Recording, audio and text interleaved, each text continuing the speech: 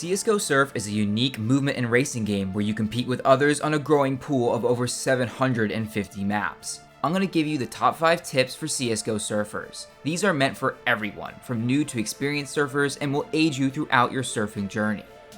Tip number 5, play the right maps. You've heard this before in other games. Play outside your comfort zone so you can learn. What does this mean in surf? Maps are tier 1 to 8. You start playing tier 1, Utopia, Tendies, Boreas. Eventually, you are comfortable, or better yet, bored of these maps. Then, move on to tier 2. Play a bunch of new maps and challenge yourself. Then repeat, learn maps in your tier, get comfortable, and climb up a tier. Why? Playing tier 1 maps over and over will stunt your growth, and higher tier maps force you to learn basic fundamentals like ramping and strafing that we'll talk about later. When you can always finish the map, it's harder to see where you might be messing up. So once you've completed a bunch of tier 1 maps, it's time to move on. Remember this, you'll learn something new from every single map, and you don't even have to finish it. Tip number 4, you should consider lowering your sensitivity over time. Why? Surf isn't a game of quick flicks, it's about finesse, precision, and smoothness. Lowering your sensitivity can seriously make you a smoother surfer instantly. But to what sense? Here's how you figure it out. Generally, surfers use 800 DPI. That's on your mouse and is lower by modern standards, and between 0.6 and 1.4 sensitivity in-game. You can also use a sensitivity converter to figure it out for your own DPI. But where in the range? That depends on your mouse pad. You should be able to get close to a full 360-degree turn at the sensitivity you choose. In fact, you could leave enough room for a 360 and then some. But being able to turn 180 degrees is a bare minimum and is probably too low. Oh, and buy a bigger mouse pad, it's free wins. For long turns you can also use turn binds, old tutorial for that in the upper right. The next 2 tips are fundamentals that you can work on for your entire surf career and can be the difference between being good and being the best. Third, and our first fundamental, is to learn and master ramping. Ramping is how you board or catch or get onto the ramps, whatever you call it. Because this is almost everything in this game.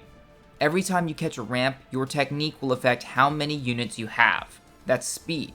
Generally, you want a smooth curve on every ramp. But the biggest mistake I see intermediate players make is bumping into ramps as they board. This is one of my subscribers, FibsXD, who's actually pretty good at this. My pro tip, board at the spine of the ramp. That's the pointy bit, and try to barely avoid bouncing off. Like literally, spine the ramp, then barely miss it. If you can do this, it should generally give you the best possible units.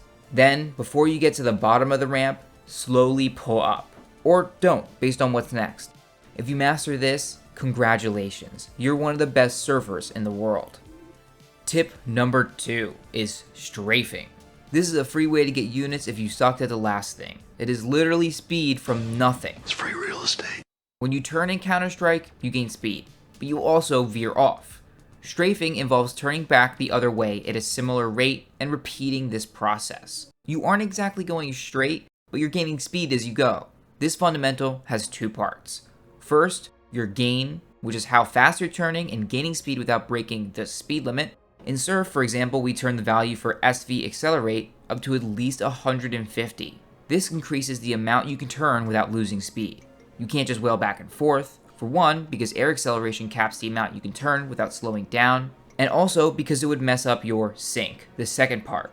Sync is simply are your left and right movements matched with your keystrokes. Think Osu, but you're flying around and it's just back and forth. Also, the best surfers almost never stop moving their mouse. They are always turning and hopefully strafing so that they can gain more units. You might have noticed these explanations were brief. That's because Orson at Angle CS has already explained these 2 fundamentals in depth and did a greater job than I could ever do. So please go check those out if you're interested in getting way better at surf. But this last and final tip is the most important information you might ever get as a surfer. And it's just 2 binds. In console, type bind a key sep_stayed lock. Then bind a second key SM_tele. I made an entire video on this and how to set it up, but here's the gist. Usually when you practice a map, you have to run all the way to the point you're inevitably going to mess up, and then you eat it. This wastes a lot of time. With save lock, you make a checkpoint, and when you die, you get to practice that exact part that you failed. practice what you need to practice. This is especially potent on linear maps and is simply the fastest way to learn maps and surf.